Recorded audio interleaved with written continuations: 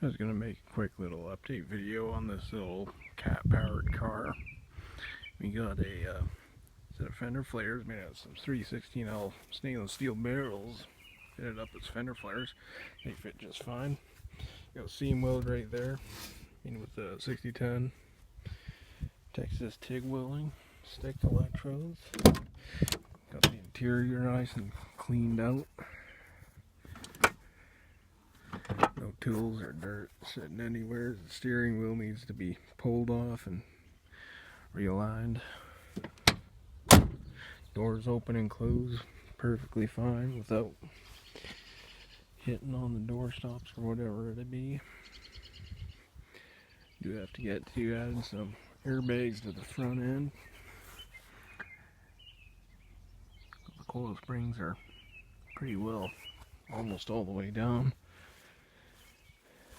So today's project was finishing up this alternator. Got the old pulley from the alternator cut up, welded to the back side of the alternator that was on this reman 3211 or 3208 C11 basically. You got a stiffening bracket on it. This is a Ford car alternator, so they're pretty darn cheap. Find them at a scrap yard basically everywhere now. It's solid enough that pulling on it causes the whole car to shake back and forth. Panhard rod on it, holding nice and square. Only thing that causes the side-to-side wobble is the height of the tire wall. And then clarifying that this is not a nut. It's a piece of water pipe that happens to thread onto the alternator tight. It has a nut welded to it, so technically it's not a nut, it's a water pipe. And then we got the crossover belt configuration.